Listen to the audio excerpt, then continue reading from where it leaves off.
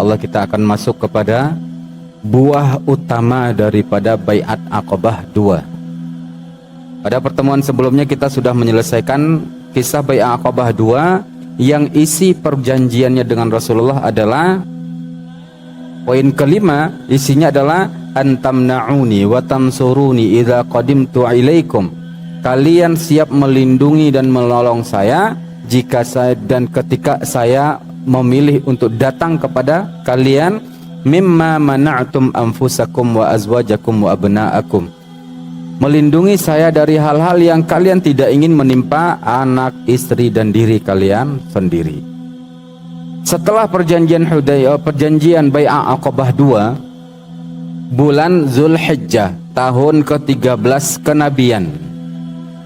Zulhijjah berlalu, datang bulan Muharram, turun perintah Allah Subhanahu wa taala mengizinkan kaum muslimin kota Mekah untuk berangkat hijrah ke kota Madinah.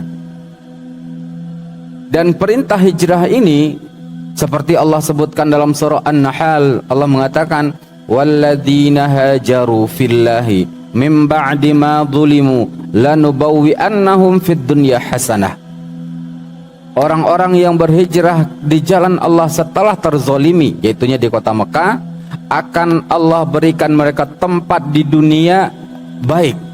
Wala ajarul akhirati akbaru law kanu ya'lamun. Dan kehidupan akhirat jauh lebih baik daripada tempat di dunia yang sudah Allah berikan. Allah juga mengatakan, "Tsumma inna rabbaka lilladzina hajaru min ba'di ma futinu tsumma jahadu wassabaru inna rabbaka min ba'diha laghafurun rahim." Kaum muslimin, hijrah Rasulullah yang sekarang dan para sahabat berbeda dengan hijrah ke Habasyah, Ethiopia. Hijrah Rasulullah ke Ethiopia mendatangi seorang raja yang sangat adil bernama Raja Najasyi. Jadi pegangan kuat di hijrah ke Habasyah hanya satu orang, yaitunya seorang raja yang adil. Sementara dalam hijrah ke kota Madinah, yang jadi pegangan dan tempat Rasulullah para sahabat nanti bersandar adalah seluruh penduduk Madinah yang sudah siap menerima kedatangan Nabi. Ini bukan lagi satu orang, tapi seluruh penduduk kota Madinah yang sudah siap menerima kedatangan Rasulullah. Banyak, Pak. Kemudian lagi hijrah ke Habasyah hanya diikuti oleh 14 orang generasi gelombang pertama, tambah 83 gelombang kedua. Sementara hijrah ke Madinah wajib diikuti oleh seluruh kaum muslimin. Wajib hukumnya. Sehingga kaum muslimin yang dimuliakan Allah Subhanahu wa taala, begitu datang perintah hijrah di awal-awal bulan Muharram, Rasulullah menyuruh para sahabat untuk bersiap-siap melaksanakan hijrah. Dan di dalam perjalanan hijrah ini, Rasulullah menyuruh semua para sahabat untuk hijrah secara sembunyi-sembunyi, diam-diam.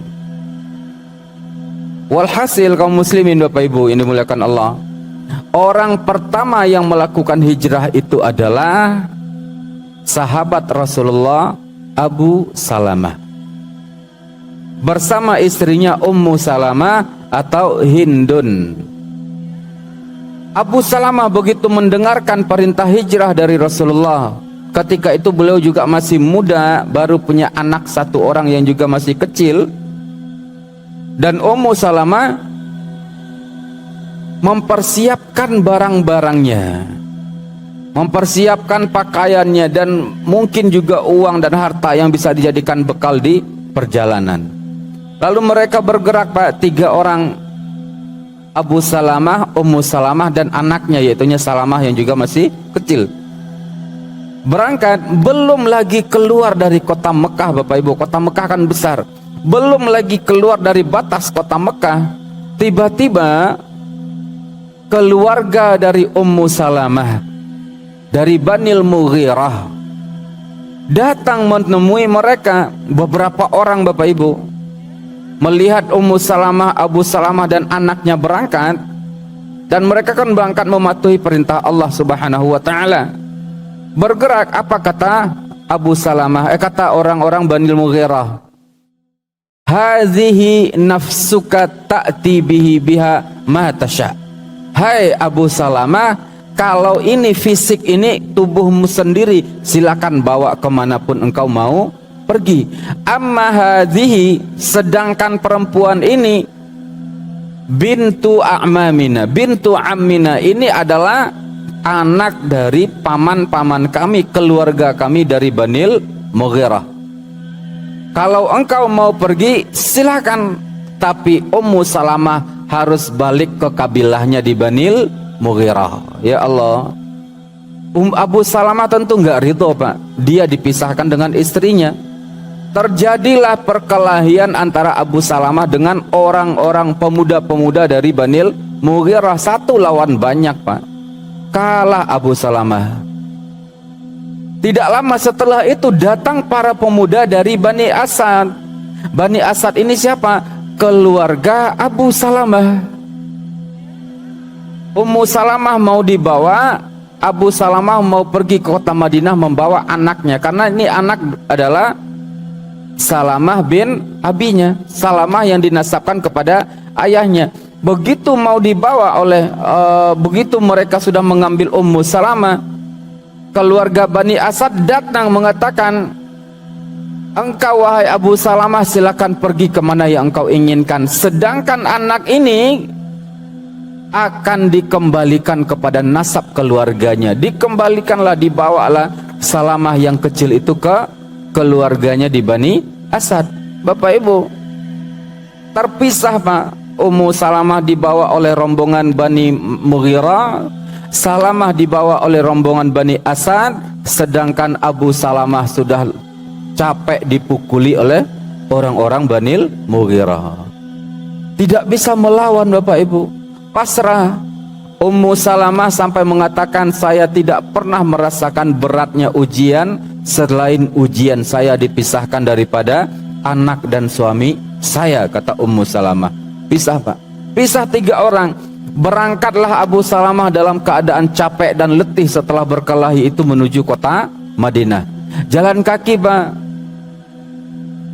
lebih kurang hampir 500 km jarak kota Mekah dengan Madinah. Sepanjang itulah beliau melakukan perjalanan hijrah dengan berjalan kaki.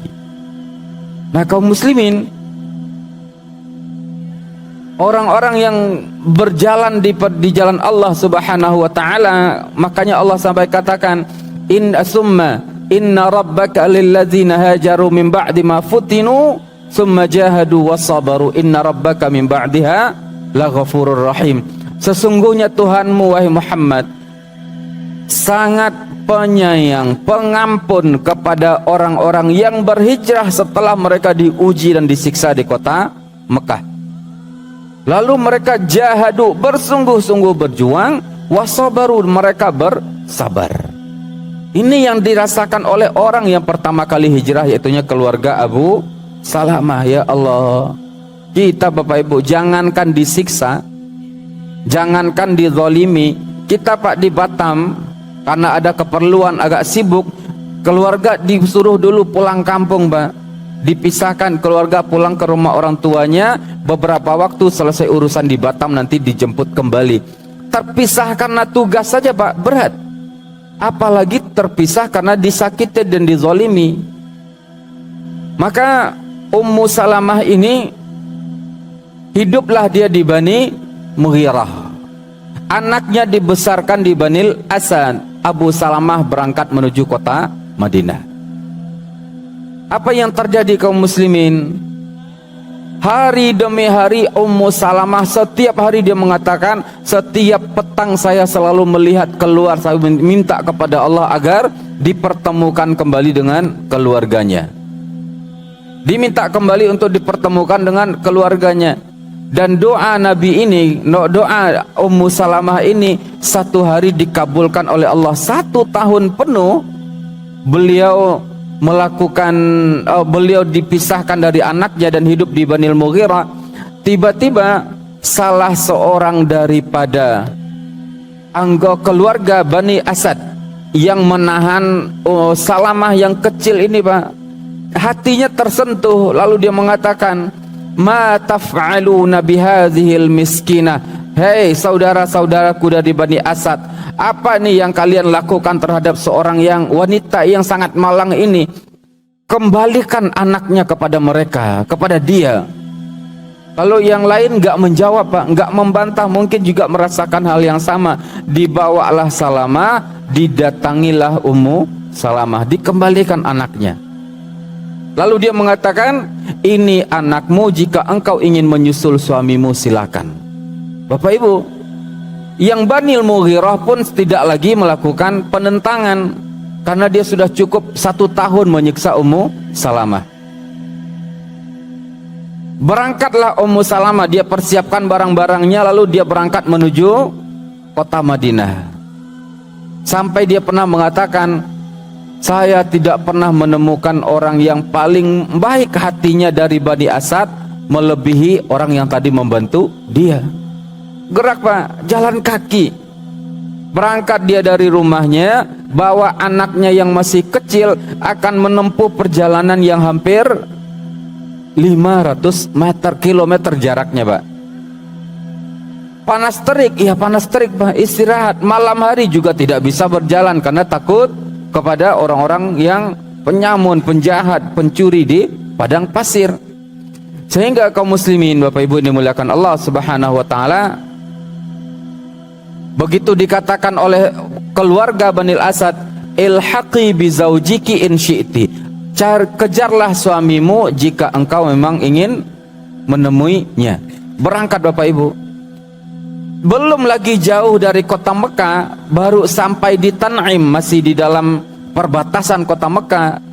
Tiba-tiba beliau bertemu dengan seseorang yang bernama Utsman bin Talha bin Abi Talha. Utsman bin Talha melihat hal tersebut, apa kata Utsman bin Talha, mau kemana engkau wahai Ummu Salamah? Dia katakan, saya mau menemui suami saya, berangkat menemui suami saya.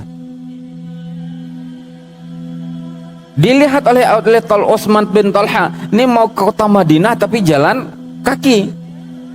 Lalu dia bertanya, awa ma'aki ahadun, siapa yang menemanimu ke kota Madinah? Dia menjawab, la wallahi illallah, tidak ada yang menemani saya kecuali Allah. Maka Utsman bin Talha mengambil kudanya, lalu diserahkan kepada Ummu Salamah. Naiklah ke kuda ini dan pakailah naiklah ke onta ini dan pakailah onta ini untuk membawa kamu sampai ke kota Madinah. Ya Allah, Utsman bin Talha. Dan Ummu Salamah sampai juga menceritakan, saya tidak menemui orang yang lebih mulia hatinya dibanding Utsman bin Talha. Itu ketika itu, Pak, musyrik, masih satu agama dengan orang-orang Quraisy yang tidak memilih Rasulullah sallallahu alaihi wasallam. Utsman bin Talha mengatakan, irkabi fa idza raqibti wastawaiti 'alal ba'ir ati fa akhudhi bi khitamah. Naiklah engkau, kalau sudah stabil di atas unta, saya akan ambilkan barang-barangmu, dinaikkan ke atas, Pak. Diambilkan, maka berjalanlah unta tersebut membawa Ummu Salamah dan Salamah. Sesampainya di perjalanan, kan panjang, Pak, lumayan, disingkatkan cerita dalam sirah. Sesampainya di kota Madinah, Ummu Salamah bertemu dengan seseorang yang bernama sampai di Madinah bertemu dengan seseorang yang menunjukkan bahwa alaftu zaujaki, saya tahu di mana suamimu. Di mana? Zaujaki fi hadhil qaryah, suamimu berdiam di kampung ini, yaitunya sebuah negeri kabilah Bani Auf. Maka berangkatlah dia ke sana mencari suaminya, tanya Bapak Ibu, sampai beliau ketemu. Bertemulah kembali 3 orang satu keluarga ini, Pak, yang lama menahan rindu, ingin bertemu. Kalau dipisahkan dengan cara yang bahagia, satu tugas, ini tugas, lain nikmat, Pak. Ini dipisahkan dengan cara terzalimi. Ini kisah pengorbanan, kisah pengorbanan orang yang memilih jalan Allah untuk berhijrah, lalu dia meninggalkan menanggung beratnya beban hijrah berupa harus tersakiti. Nah, kaum muslimin Bapak Ibu, Ummu Salamah, kisah hijrahnya adalah yang cukup terkenal. Cinta mereka suami istri dan anak ini dibalut dengan cinta kepada Allah. Andai bukan memilih Allah subhanahu wa ta'ala, Abu Salamah ketika itu mungkin dia akan memilih, kasih sudah kalau begitu saya kembali kepada agama Quraisy, yang penting jangan pisahkan saya dengan keluarga. Mungkin Bapak Ibu, tapi mereka memilih Allah subhanahu wa ta'ala, dan saat memilih Allah tentu akan ada konsekuensinya. Rasulullah mengatakan, iza ahabballahu abdan ibtalahu. Allah kalau sudah cinta kepada seorang hamba dikasih ujian berat, Pak. Dan Allah juga menyebutkan dalam Al-Quran, ahasiban nasu ayyutraku ayyaqulu amanna wahum la yuftanun. Mungkinkah seseorang itu dibiarkan begitu saja mengaku beriman sementara mereka tidak diuji terlebih dahulu? Kaum muslimin, apa yang dirasakan oleh Ummu Salamah ini salah satu bentuk dari cara orang Quraisy mencegah terjadinya gelombang hijrah ke kota Madinah, yaitunya memisahkan suami dengan istri dan anak-anaknya. Di antara cara lain orang Quraisy mencegah terjadinya gelombang hijrah, Bapak Ibu, adalah ikhtitaf, disembunyikan, Pak. Beberapa orang sahabat, seperti ada seorang sahabat namanya adalah Abdullah bin Sahal bin Amr bin Sahal. Abdullah bin Suhail bin Amr, dia masuk Islam dan memutuskan untuk hijrah bersama Rasulullah. Tapi sebelum dia berangkat mau hijrah, dia sudah dikandangkan oleh ayahnya, diikat, Pak, dikurung. Beberapa waktu sebelum berangkat hijrah, dikurung oleh keluarganya. Ada lagi beberapa sahabat Rasulullah seperti Ayyash bin Abi Rabi'ah, dikurung oleh keluarganya, diikat, Pak, di gudang. Kan mereka tidak punya penjara rumah, Pak. Di gudang diikat dan dirantai sehingga mereka tidak bisa keluar. Ini yang dirasakan oleh para sahabat Rasulullah sallallahu alaihi wasallam. Nah, kaum muslimin, dari kisah Ummu Salamah, kisah hijrahnya Ummu Salamah ini, pelajaran penting yang kita ingin ambil adalah bahwa al-Islam ya'lu wa la yu'la alaihi. Islam itu tinggi, Pak. Islam itu mulia dan tidak ada yang lebih tinggi di kepala kita dibandingkan dengan Islam. Itu akan teruji, diketahui saat kita dihadapkan kepada ujian. Diuji kita oleh Allah, milih Islam atau milih dunia. Abu Salamah sudah mengajarkan kepada kita. Abu Salamah sudah mengajarkan dan Ummu Salamah sudah mencontohkan kepada kita umat Islam. Kemudian Bapak Ibu, selain daripada Abu Salamah ini, sebagian sahabat juga ada yang diuji oleh Allah saat memilih hijrah dengan cara diambil seluruh harta kekayaannya. Ada seorang sahabat namanya Suhaib ibnu Sinan Ar-Rumi yang berasal dari Romawi. Dia memilih untuk hijrah setelah masuk Islam. Di awal-awal kedatangannya ke kota Mekah, membuka usaha pedang, panah, persenjataan perang, Pak. Dibuka usaha ini sampai dia berkembang menjadi kaya raya. Dan begitu datang perintah hijrah, dia ikut hijrah bersama Rasulullah. Kekayaan yang sudah sangat banyak itu, Bapak Ibu, dikumpulkan oleh dia, siapkan kuda dan untanya, lalu dia bergerak mau keluar rumahnya. Begitu baru buka pintu, ternyata orang Quraisy sudah mengepung, Bapak Ibu. Orang Quraisy mengatakan, ya Suhaib, ataita madinatana miskinan. Kamu datang dulu ke kota kami dalam keadaan miskin. Fakasura maluka wa walagta ma balagta. Harta kamu kemudian berkembang, lalu kamu menjadi orang yang seperti yang sekarang ini. atatruku madinatana bihazihi sulah, mungkinkah kamu bisa ninggalkan negeri kami, kota kami dengan begitu mudah? Lah, enggak mungkin, kata orang-orang Quraisy. Apa kata Suhaib Bapak Ibu?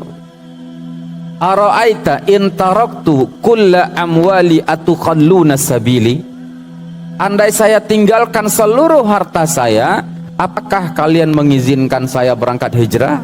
Qalu na'am. Ya, silakan. Maka Bapak Ibu, Suhaib Ar-Rumi ngambil beberapa pakaian, ngambil sedikit harta untuk bekal di jalan, lalu bawa onta, berangkat Pak, sudah. Sisa harta yang sangat banyak itu ditinggalkan di rumahnya dan diambil oleh orang-orang Quraisy. Berat Bapak Ibu memilih Islam yang dalam keadaan miskinkah, atau memilih untuk bertahan dalam keadaan kaya raya tapi di kota Mekah.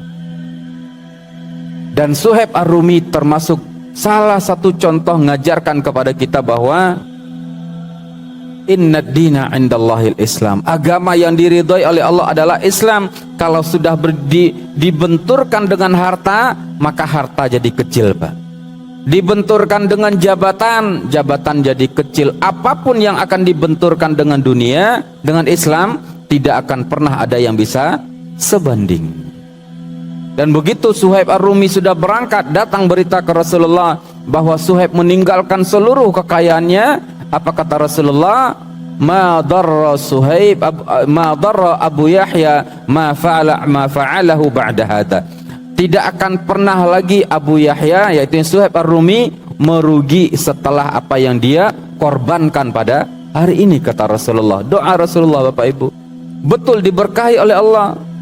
Diberkahi oleh Allah, berkembang kembali usaha Suhaib Ar-Rumi di kota Madinah. Nah, kaum muslimin, terakhir yang kita lihat adalah satu kisah hijrah yang paling menakjubkan adalah kisah hijrahnya Umar bin Khattab. Rasulullah perintahkan hijrah itu dengan cara diam-diam, sembunyi-sembunyi, jangan rombongan yang besar. Tapi Umar bin Khattab, dia persiapkan barang-barangnya Pak, cukup banyak. Dia persiapkan ontanya, dia bawa anaknya, lalu dia mengatakan, ya ma'syara Quraisyin i'lamu anni muhajir. Wahai orang Quraisy, ketahuilah saya akan berangkat hijrah di depan Ka'bah Pak. Faman arada an tasqala ummuhu, faman yuridu an tasqalahu ummuh, siapa yang ingin ibunya kehilangan anak,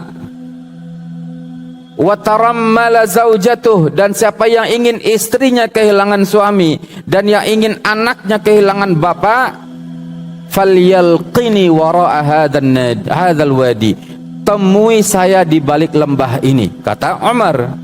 Ini kan nantang Pak. Siapa yang mau kehilangan, yang orang tua kehilangan anaknya, istri-istri kehilangan suaminya, anak-anak kehilangan ayahnya, temui saya di balik lembah ini. Walhasil berangkatlah Umar bersama anaknya, dan tidak satu pun yang berani melawan Umar. Apakah Umar melawan perintah Rasulullah? Tidak Pak.